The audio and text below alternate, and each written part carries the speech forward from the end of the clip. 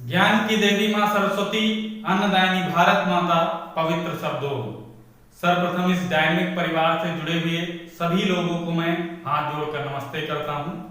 आशा है कि आप लोग भी स्वस्थ होंगे और मस्त हो। प्यारे बच्चों, हमारा आज का टॉपिक जो रहेगा वो चित्रकला के 6 अंग जो होते हैं उस पर हम चर्चा करने वाले हैं।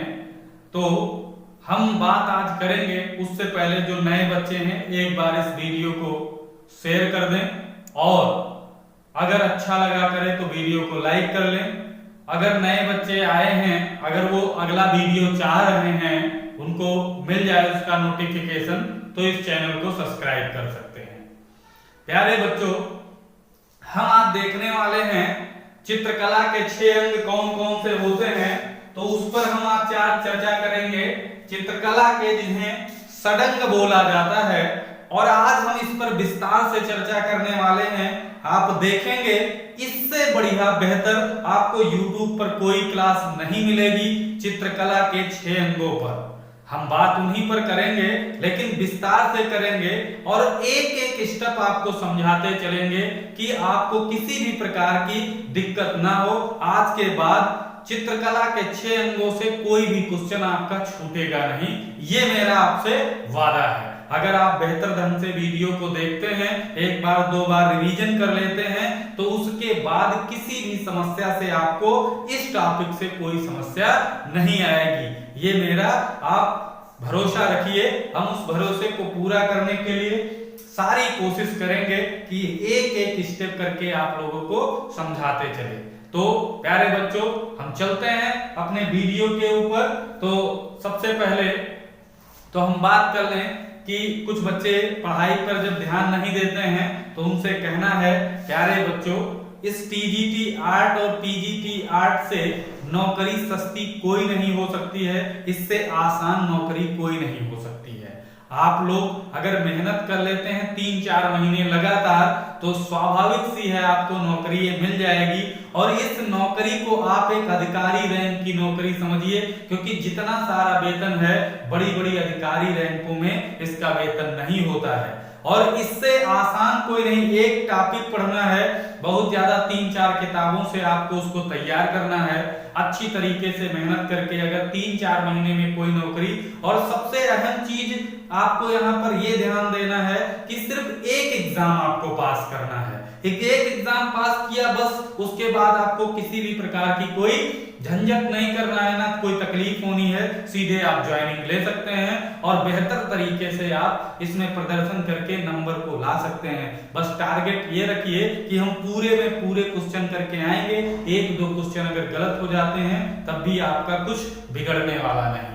तो हम सीधे चलते हैं प्यारे बच्चों अब अपने वीडियो पर। तो सबसे पहले तो हम यहीं पर लिख लेते हैं चित्रकला के षडंग।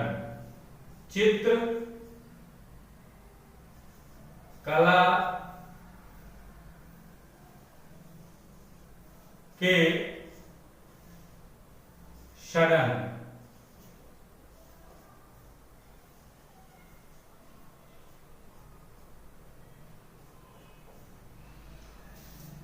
प्यारे बच्चों, इसको कहीं कहीं खडंग बोला जाता है, कहीं कहीं षडंग बोला जाता है, क्योंकि आप जानते हो हिंदी वर्णमाला में इसे श बोला जाता है और खा भी बोला जाता है। जैसे हम इसको हिंदी में खटकोण पढ़ते थे। क्या पढ़ते थे? खटकोण। तो खटकोण से खा के नाम से जाना जाता था, और षटकोण कभी कभी लोग पढ़ते हैं। तो ये अलग अलग भाषा पर डिपेंड करता है, तो आप कंफ्यूज मत होना, ये षटकोण पढ़ा जाए या खटकोण पढ़ा जाए एक ही चीज है। तो प्यारे बच्चों, इसको ध्यान रखना है, षटकोण हो या खटकोण है, मुझे पढ़ना है। हम यहाँ बात करेंगे षडंग की, तो चित्रकला के षडंग यानी 6 अंग। खडंग मीन्स होता है 6 अंग। तो यहाँ पर हम बात करने वाले हैं प्यारे बच्चों आज उसी षडंग की, तो उस पर हम विस्तार से चर्चा करेंगे। तो सबसे पहले हम यहाँ पर देखते हैं, इस षडंग पर चर्चा थोड़ा कर लेते हैं। भारतीय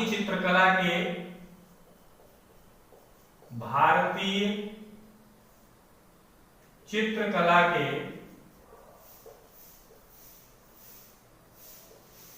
प्रमुख 6 अंग हैं, 6 अंग हैं। भारतीय चित्रकला के प्रमुख 6 अंग हैं। इन्हीं 6 अंगों को षडंग कहा जाता है प्यारे बच्चों, जिन्हें लिख लो आगे, जिन्हें षडंग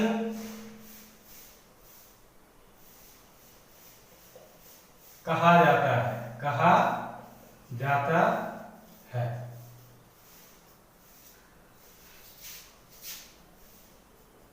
षडंग के रचयिता, ये क्वेश्चन खूब पूछा जाता है। षडंग के रचयिता पंडित यशोधर जी हैं। पंडित यशोधर इसके रचयिता हैं प्यारे बच्चों, ये भी ध्यान रखना है। बताया ना कि एक एक क्वेश्चन आपको इससे जुड़ा हुआ बता के जाएंगे इस वीडियो के माध्यम से। यशोधर पंडित जयपुर के राजा, जयपुर के राजा जिनका नाम सुना होगा, राजा जय सिंह प्रथम, जय सिंह प्रथम के यशोधर पंडित जयपुर के राजा जय सिंह प्रथम के दरबारी पुरोहित थे। लिख लो, दरबारी पुरोहित थे प्यारे बच्चों। ये राजा जय सिंह जो प्रथम थे उनके दरबारी पुरोहित थे, और ये बहुत बढ़िया लेखक भी थे जिन्होंने इस 6 अंगों के, चित्रकला के 6 अंगों की रचना की थी। और कब की थी ये भी हम चर्चा कर लेते हैं। तो 11वीं शताब्दी में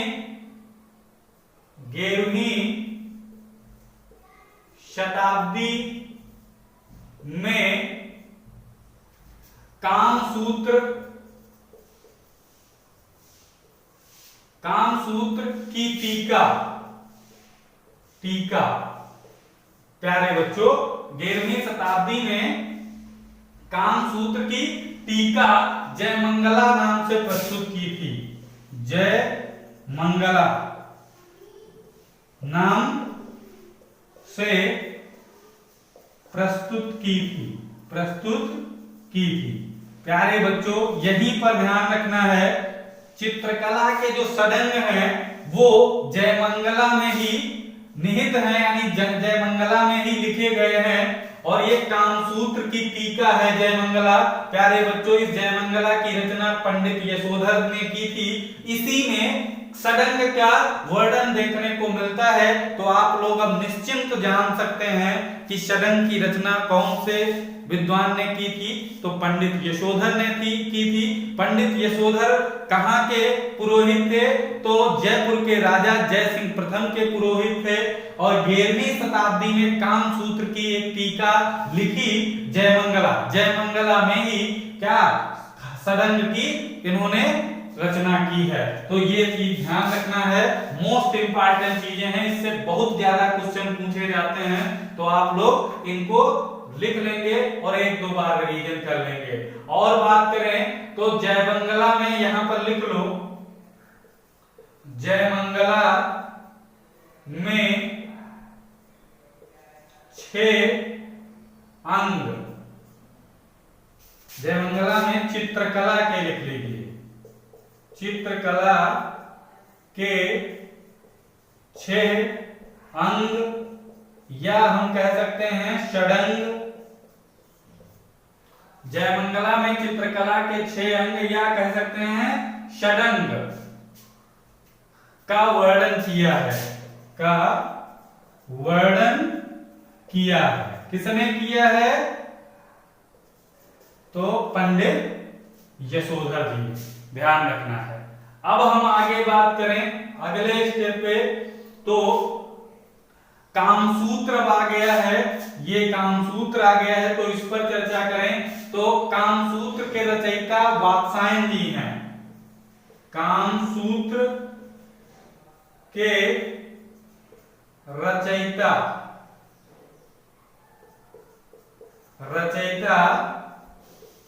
वात्स्यायन जी हैं। ध्यान रखना, कामसूत्र के रचयिता कौन है? वात्स्यायन जी हैं। और जयमंगला के रचयिता पंडित यशोधर जी हैं। और जयमंगला किसकी टीका है? तो कामसूत्र की टीका है। प्यारे बच्चों, ये चीज ध्यान रखना है। और ये वात्स्यायन जी मूल रूप से इलाहाबाद के निवासी थे। प्यारे बच्चों, इलाहाबाद इस समय वर्तमान में प्रयागराज के नाम से जाना जाता है। बिल्कुल एक क्वेश्चन आपको रट जाएगा।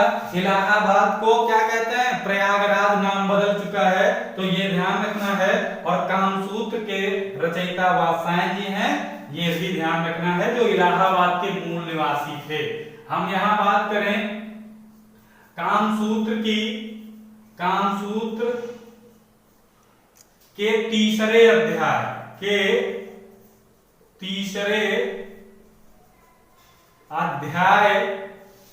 में कामसूत्र के तीसरे अध्याय में 64 कलाओं का वर्णन मिलता है। 64 कलाओं का वर्णन मिलता है।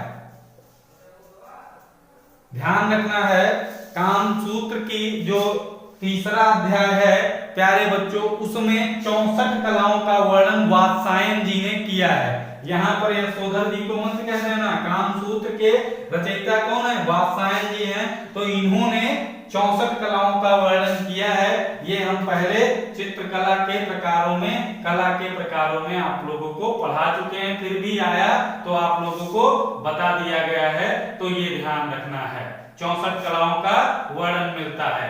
कामसूत्र के में चित्रकला शब्द नहीं आया है।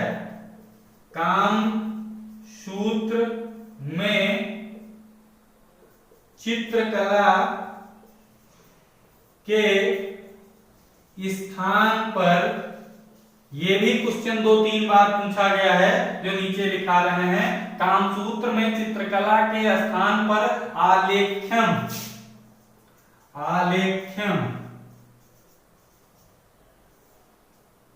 शब्द प्रयोग किया गया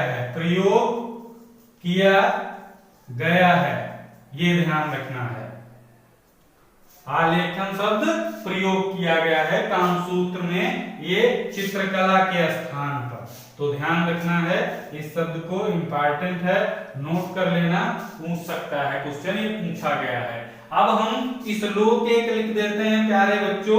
उस श्लोक के माध्यम से आप चित्रकला के सभी यानी षडंग आप याद कर सकते हो बड़ी आसानी से। उसको अगर याद कर लिया, और ये भी ध्यान रखना इनका क्रम से याद करना है, क्योंकि इनको क्रम से भी पूछ लिया जाता है। 1-2 बार पूछा गया कि दूसरा जो है षडंग का अंग कौन है, तो वो चीजें हो जाती है क्रम से। आपको क्रम से याद करने के लिए क्या करना है, एक श्लोक जो है उसको हम लिख देते हैं, आप उसको बेहतरीन तरीके से याद कर लेंगे, आपको 6 अंग भी पता चल जाएंगे, और दूसरी चीज उसका क्रम भी पता चल जाएगा। तो 1 पंथ 2 काम। तो हम यहाँ पर वो श्लोक लिखने जा रहे हैं, आप लोग लिख लो श्लोक। तो श्लोक क्या है? रूप भेदा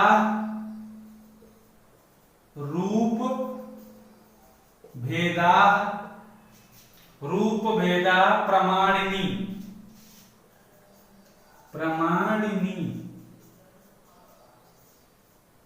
रूप भेदा प्रमाणिनी भाव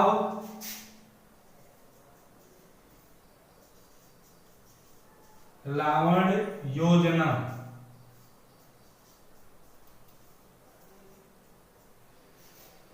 रूप भेदा प्रमाणिनी भाव लावण्य योजनम। और आगे है सादृश्यम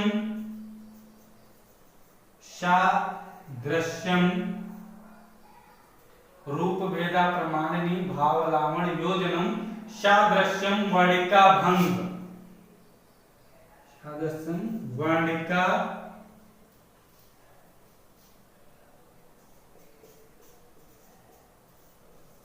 भंग इति चित्र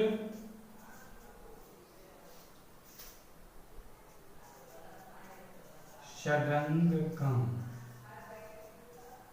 प्यारे बच्चों, ये याद रखना है आप लोगों को, बहुत आसान है और इसको याद कर लिया तो समझ जाइए कि आपको 6 जो चित्रकला के अंग होते हैं यानी जिन्हें षडंग बोला जाता है आपकी जबान पर होंगे।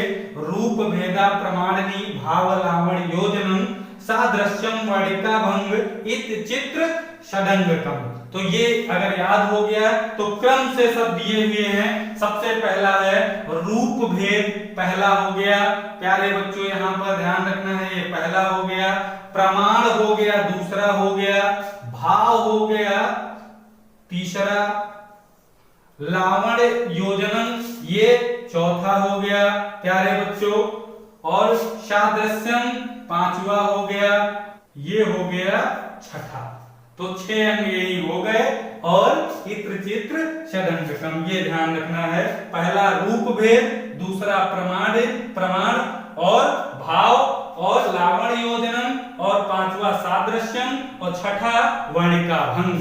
तो प्यारे बच्चों इस तरह से हमने देखा कि चित्रकला के 6 अंग होते हैं, उसका क्रम भी आपको याद हो जाएगा। अगर श्लोक याद किया जाएगा तो इस क्रम भी याद रहेगा और 6 अंग भी याद रहेंगे। तो इसको आप नोट कर लें अच्छी तरीके से। तब तक हम इसको इरेज करके दूसरे आगे बात करते हैं। तो प्यारे बच्चों जैसा कि श्लोक के माध्यम से हमने चित्रकला के षडंग को देखा, अब हम बात करने वाले हैं 1-2 स्टेप और हैं। तो यहाँ पर हम लिख देते हैं सारे 6 वो अंग तो आप जान ही गए। अब हम यहाँ पर लिखने जा रहे हैं काम सूत्र,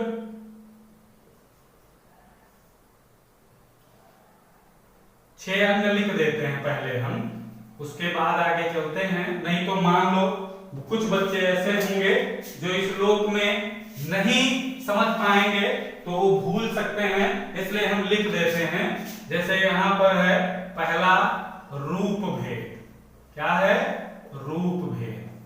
और दूसरे की अगर बात करें तो प्रमाण था, क्या था प्रमाण। तीसरे की अगर बात करें तो भाव था। चौथे की अगर बात करें तो लावण योजना थी, लावण योजना। पांचवे की बात करें तो सादृश्य था, सादृश्य। और छठे की अगर हम बात करें तो वर्णिका भंग था, वर्णिका भंग। ये 6 रूप भेदा प्रमाण भाव लावण योजना सादृश्यम वर्णिका भंग ये चित्रकला के 6 अंग हैं जिसे षडंग बोला जाता है। तो इनको आप याद रखेंगे। अब बात कर ले थोड़ा यहां पर काम सूत्र। गुप्त काल में संस्कृत भाषा में लिखी गई थी, लिखी गई। प्यारे बच्चों कामसूत्र जो है वो कब लिखी गई, गुप्त काल में। कब, संस्कृत भाषा में लिखी गई। किसने लिखा है ये तो आपको पहले से ही पता है। अब बात करें 1921 ईस्वी में एक बहुत ही इंपॉर्टेंट क्वेश्चन इससे है। 1921 में अवनींद्र नाथ ठाकुर, अवनींद्र नाथ ठाकुर ने 6 सिंबल ऑफ पेंटिंग,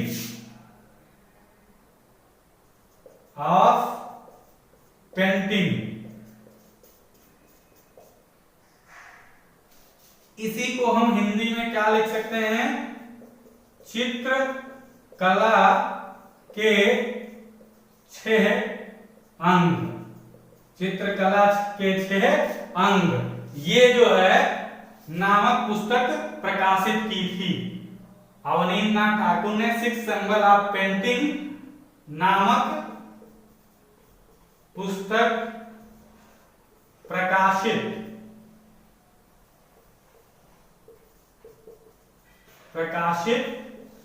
की थी। कब की थी? 1921 ईस्वी में। तो प्यारे बच्चों, ये 3 क्वेश्चन और यहाँ पर ध्यान रखना है। 1921 में अवनींद्रनाथ ठाकुर ने 6 सिंबल ऑफ पेंटिंग के चित्रकला के 6, जिसे हिंदी में कहा जाता है, नामक पुस्तक प्रकाशित की गई थी। तो प्यारे बच्चों, दूसरा है कामसूत्र किस काल में लिखी गई? गुप्त काल। और किस भाषा में लिखी गई? तो संस्कृत भाषा में। तो ये थी चित्रकला के षडंग जो थे, उन पर चर्चा। अब हम उनके एक एक अंगों पर बात करने वाले हैं। तो हम देखते हैं पहला अंग हमारा क्या है? रूप भेद। तो हम रूप भेद पर चर्चा करने वाले हैं। इसको थोड़ा इरेज कर देते हैं, फिर बात करते हैं। अब पहला है रूप भेद। तो सभी लोग नोट करें अपना रूप भेद। पहला जो भाग है चित्रकला का, यहां पर लिख लो रूप भेद। ये है क्या? प्रथम या पहला, जो भी लिखना चाहो। अब हम बात करें रूप भेद की। तो रूप भेद, आप लोगों को रूप भेद का अर्थ है, प्यारे बच्चों, अब रूप भेद तो आप जानते हो, रूप के प्रकारों के बारे में पढ़ना है, कितने प्रकार के रूप हैं। तो रूप भेद के बारे में यहाँ इसमें स्पष्ट होता है। तो इसका सीधा सा अर्थ होता है दृष्ट ज्ञान से। किससे? दृष्ट ज्ञान से। तो यहाँ पर आप लोग लिख सकते हो रूप भेद का अर्थ है दृष्ट ज्ञान। जब तक आप ध्यान से रूप को देखेंगे नहीं, तब से उसका तात्पर्य कोई मतलब नहीं रह जाता है। तो रूप भेद का अर्थ है दृष्ट ज्ञान। इसके अंतर्गत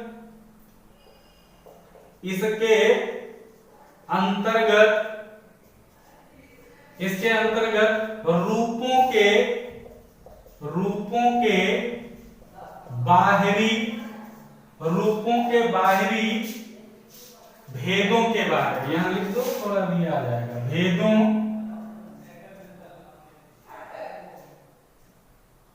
रूपों के बाहरी भेदों का अध्ययन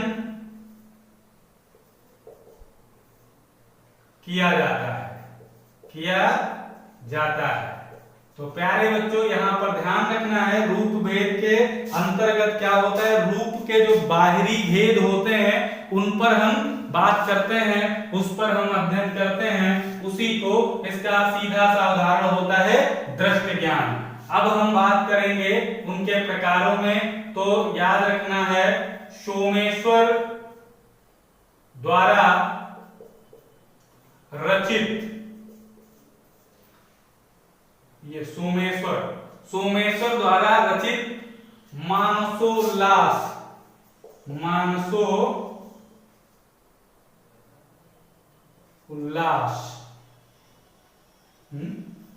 थोड़ा गलत हो गया, मानसोल्लास।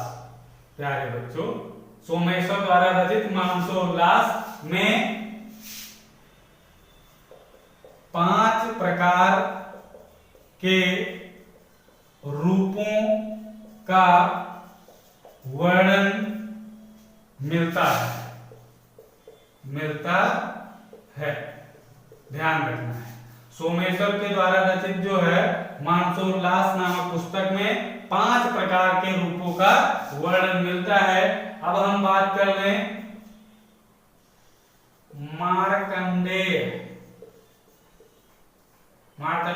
मार्कंडेय के जो है मुनि द्वारा रचित विष्णु धर्मोत्तर विष्णु धर्मोत्तर पुराण में 4 प्रकार के रूपों का वर्णन मिलता है। मार्कंडेय मुनि द्वारा रचित जो विष्णु धर्मोत्तर पुराण है, इसमें 4 प्रकार के रूप बताए गए हैं। पहला है एक, अगर बात करें तो सत्य का, सत्य। दूसरा अगर बात करें तो वैणिक। तीसरी अगर हम बात करें तो होता है नागर। चौथी अगर बात करें तो मिश्रित। ये 4 प्रकार के रूपों के बारे में वर्णन मिलता है। तो आप लोग इनको नोट कर लें, पूछे जा सकते हैं। महाभारत के अनुसार प्यारे बच्चों 16 प्रकार के रूप बताए गए हैं। 16 प्रकार के रूप बताए गए हैं। अगर आ जाए क्वेश्चन कि महाभारत के अनुसार कितने प्रकार के रूप बताए गए हैं, तो 16 प्रकार के रूप बताए गए हैं। तो रूप को हम 3 प्रकार से देख सकते हैं। रूप को हम 3 प्रकार से देख सकते हैं। सभी जानते हैं हम किसी भी चेहरे को सिर्फ 3 रूप से देख सकते हैं। पहली चीज तो कोई आकृति रखी है तो उसे हम काहे से, आंखों से देख सकते हैं। यहाँ पर समझने की बात है, सबसे पहले तो हम क्या, आंखें अगर है हमारे पास तो हम आंखों के द्वारा सीधा हम उस रूप को देख सकते हैं। अगली, अगर आंखें आपके नहीं हैं या आप अंधे हैं तो कुछ भी, अगर मान ले आपके पास समस्या है, आंखों के द्वारा आप नहीं देख सकते हैं, तो क्या कर सकते हैं, तो आप जा करके उसको स्पर्श करके चेहरे को देख सकते हैं। हम स्पर्श करके बता सकते हैं कि चेहरा कैसा है। तो हम वो अंधे लोगों के लिए बात करते हैं तो वो उस हिसाब से चेहरा देखते हैं। तो दूसरा प्रकार हो गया स्पर्श करके। अगर तीसरी बात करें तो स्पर्श भी ना करो और आंखों से भी ना देखो, तो मन की आंखों से आप देख सकते हैं। यानी अंतर ध्यान, अपने मन में अगर ध्यान करें तो तस्वीर बन जाती है। अगर हम किसी चीज को याद करते हैं, जैसे कृष्ण भगवान आज के युग में है नहीं, लेकिन हम क्या करते हैं, उनको जब याद करते हैं तो उनकी मूर्ति हमारे मन के अंदर धारण हो जाती है, बन जाती है। तो उसी को हम कहते हैं मन के द्वारा। तो 3 प्रकार से हम किसी जो है प्यारे बच्चों, मन या आत्मा कह सकते हो, मन या आत्मा के द्वारा। तो रूप को हम 3 प्रकार से देख सकते हैं। किसके द्वारा, आंखों से, पहली चीज आंखों से। दूसरी, ये पहली चीज। दूसरी चीज है स्पर्श। तीसरी है आत्मा से। तो इन 3 प्रकार से हम रूप को देख सकते हैं। तो ये ध्यान रखना है। रूप भेद का उदाहरण अगर बात करें, रूप भेद का उदाहरण अगर हम बात कर लें तो ध्यान रखना है, अजंता गुफा में माता पुत्र का चित्र। अजंता गुफा में माता पुत्र का चित्र ध्यान रखना है आप लोगों को। ये रूप भेद का बहुत बढ़िया उदाहरण है। और पदम पाणि बोधिसत्व वाला वो जो भगवान बुद्ध का चित्र है, वो भी जो है इसका उदाहरण है। तो ध्यान रखना। इस प्रकार आपने देखा रूप भेद से संबंधित सारे क्वेश्चनों पर चर्चा कर ली है। अब हम अगली बात करेंगे किसके ऊपर, अगला हमारा क्या था, तो रूप भेदा प्रमाण। तो अब हम प्रमाण पर बात करने वाले हैं। ध्यान से देखिएगा, थोड़ा इसको इरेज कर लेते हैं फिर बात करते हैं। तो प्यारे बच्चों सबसे पहले यहां लिख लीजिए प्रमाण। ये दूसरा अंग है, किसका? चित्रकला का दूसरा अंग प्रमाण है। तो इस पर हम बात करें तो आकृतियों का ठीक ज्ञान प्रमाण कहलाता है। प्रमाण कहलाता है। सभी जानते हैं अनुपात, लंबाई, चौड़ाई आदि सब चीजों पर जो होता है, शरीर की रचना, ये सब प्रमाण के अंतर्गत आता है। तो उसी को हम कहते हैं आकृतियों का ठीक ज्ञान प्रमाण कहलाता है। इससे संबंधता का सिद्धांत भी कहा जाता है। इसे संबंधता का सिद्धांत भी कहा जाता है। ध्यान रखना है, संबंधता का सिद्धांत किसे कहा जाता है? तो प्रमाण को कहा जाता है। इसके कई नाम हैं प्यारे बच्चों, अभी हम बात करेंगे। तो इनको भारतीय विद्वानों के अनुसार लिख लो यहां पर। भारतीय विद्वानों के अनुसार क्या क्या कहा जाता है? प्रमाण को क्या क्या कहा जाता है? तो प्रमाण तो कहा ही जाता है, ताल कहा जाता है। अगर बात करें तो कार्य प्रमाण कहा जाता है, प्रमाण कहा जाता है, ताल कहा जाता है, कार्य प्रमाण कहा जाता है और मनोत्पत्ति कहा जाता है।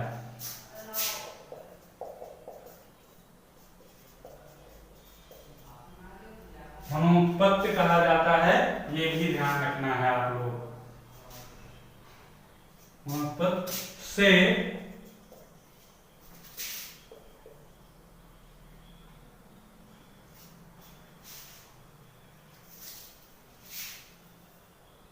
के नाम से संबोधित किया जाता है। भारतीय विद्वानों के अनुसार प्रमाण, ताल, कार्य प्रमाण, मनोत्पत्ति के नाम से संबोधित किया जाता है। प्रमाण के द्वारा, यहां लिख लीजिए, प्रमाण के द्वारा हम प्रत्येक चित्र का मान निर्धारित करते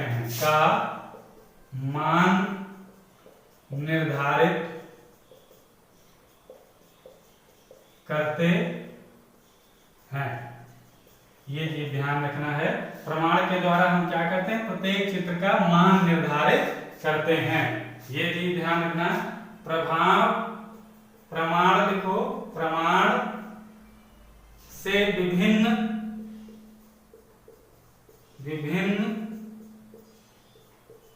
हाव भाव बनते हैं।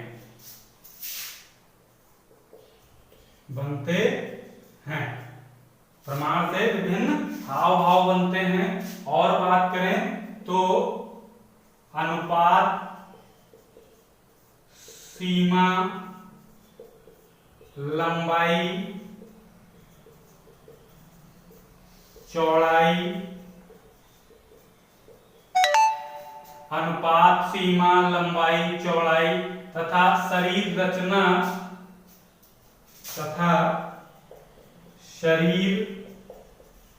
रचना प्रमाण के अंतर्गत आते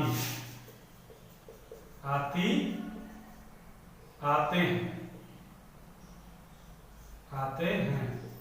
ध्यान रखना, अनुपात, सीमा, लंबाई, चौड़ाई, शरीर रचना, ये सब चीजें प्रमाण के अंतर्गत आते हैं। ये भी ध्यान रखना है। माइकल एंजेलो का नाम सुना होगा, माइकल एंजेलो, एंजेलो होता है, माइकल एंजेलो जो थे, माइकल एंजेलो ने मानव शरीर को,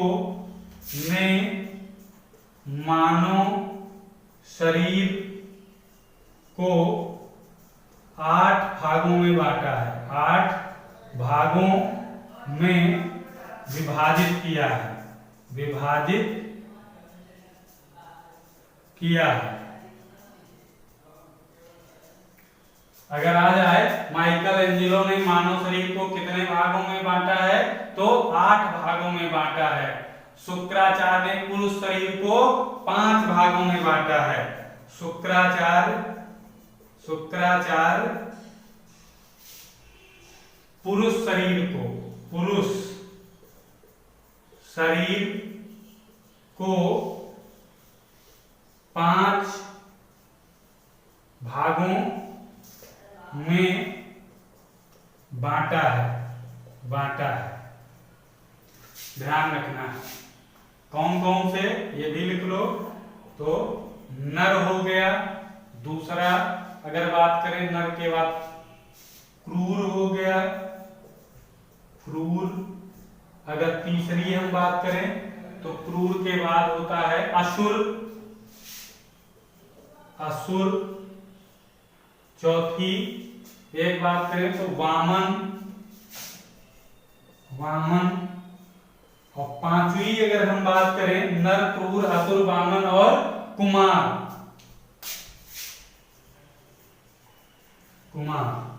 तो ये 5 प्रकार से शुक्राचार्य ने पुरुष शरीर को भागों में बांट दिया है। अब हम थोड़ा इसको रेज करते हैं, फिर बात करते हैं। तो प्यारे बच्चों, 5 प्रकार से शुक्राचार्य जी ने बांटा है। तो अब हम बात करते हैं अंग प्रत्यंग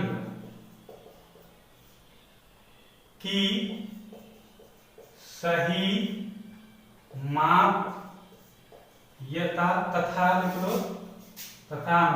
तथा अनुपात।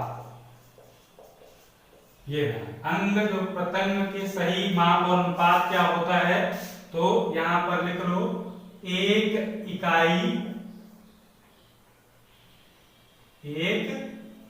इकाई बराबर 1 ताल।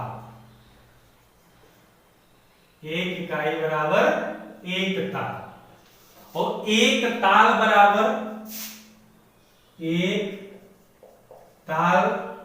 बराबर 12 अंगुल, 12 अंगुल या 1 सिर कह सकते हो, 1 सिर। ये चीज आपको ध्यान रखना है। 1 ताल बराबर 12 अंगुल या 1 सिर होता है, ये ध्यान रखना है। सिर के 4 भाग होते हैं, सिर के 4 भाग होते हैं, 4 भाग। सिर के 4 भाग कौन कौन से हैं? केश हो गया, ललाट हो गया, केश, ललाट और नासिक। नासिक हो गया, केश हो गया, ललाट हो गया, नासिक हो गया, ऊंट हो गया, ऊंट। ये ध्यान। आगे अगर हम बात करें तो विभिन्न व्यक्तियों के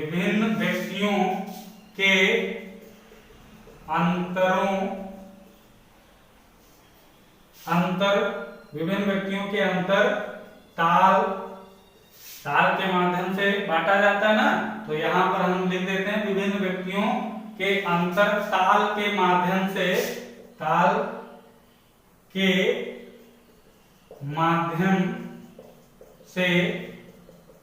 दिखाया जाता है। विभिन्न व्यक्तियों के अंतर ताल के माध्यम से दिखाया जाता है। जैसे 1 नंबर हम लिखते हैं, 1 नंबर में वामन लिख देते हैं। वामन अवतार तो जानते हो, बौने का, जिसे हम कहते हैं बाल, छोटे वाले, क्या बच्चे जिन्हों पर रूप धारण कर। तो ये 5 ताल का होता है। कितना? 5 ताल का। अगर दूसरी बात करें तो औरत की अगर हम बात करें तो प्यारे बच्चों 7.5 ताल, 7.5 ताल। अगर हम तीसरे की बात करें तो साधारण आदमी पुरुष या कह सकते हो, तो साधारण आदमी को 8 ताल से 8 ताल। अगर 4 बात करें तो उत्तम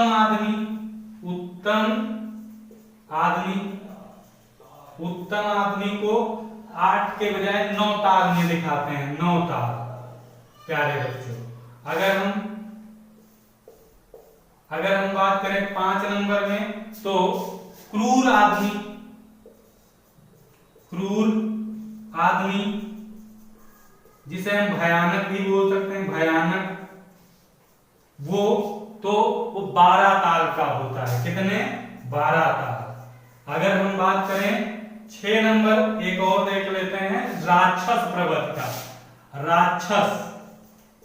राक्षस प्यारे बच्चों ध्यान रखना है 16 ताल का होता है, 16 ताल में। तो ये चीज आप ताल के माध्यम से याद कर लेना। पूछा जाता है ऐसे क्वेश्चन कि उत्तम आदमी कितने ताल का है, तो 9 ताल का। ध्यान रखना है। साधारण आदमी 8 ताल का, राक्षस 16 ताल का। तो ये सब चीजें आप लोग नोट रखेंगे। तो अब हम थोड़ा बात कर लेते हैं ताल जो है, ये ताल जो होता है ये प्रमाण का ही एक अंश होता है, और अनुपात के लिए एक इंपॉर्टेंट यहां पर क्वेश्चन लिख लीजिए। अनुपात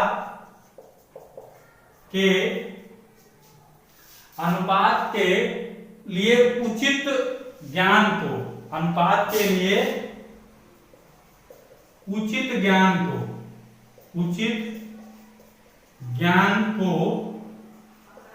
प्रमा कहते हैं। अनुपात के लिए उचित ज्ञान को प्रमा कहते हैं। ये आप लोग नोट कर लेंगे। और भारतीय प्रमाण के अनुसार नोट में लिख लो, भारतीय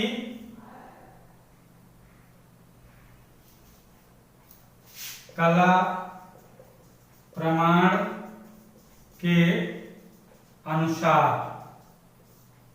भारतीय कला प्रमाण के अनुसार मानव शरीर को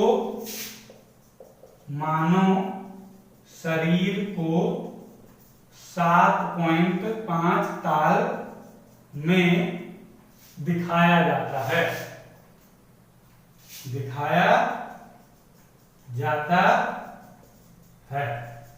ये चीज ध्यान रखना। तो ये 2 क्वेश्चन याद रख लेना है। अनुपात के लिए उचित ज्ञान को प्रमा कहते हैं। भारतीय कला प्रमाण के अनुसार मानव शरीर को 7.5। प्यारे बच्चों को देख लेना। अगर इसी तरह साधारण होगा तब आपको वही देखना है। साधारण आदमी के अनुसार क्या है 8 ताल, उत्तम आदमी के लिए 9 ताल। अगर वो कहे भारतीय कला प्रमाण के अनुसार मानव शरीर को कितने ताल में बांटा जाता है, दिखाया जाता है, तो 7.5 में। ये ध्यान रखना है। तो इस तरह से प्यारे बच्चों जैसा कि हमने देखा सारी चीजें प्रमाण और हम रूप भेद को अच्छी तरीके से पढ़ लिया है। कोई भी क्वेश्चन इससे अब छूटने वाला नहीं है। वीडियो लंबा हो जाएगा इसलिए इसको यहीं पर समाप्त करते हैं। एक और भाग दे देंगे जिसमें अन्य जो 4 बचे हैं उनको शामिल कर लेंगे, तो पूरा हमारा वीडियो विस्तार से हो जाएगा। एक भी क्वेश्चन उससे छूटेगा नहीं। तो आज के वीडियो में इतना ही। कल फिर मिलते हैं उसी भाग को, दूसरे पार्ट को लेकर के। तब तक के लिए जय हिंद, जय भारत।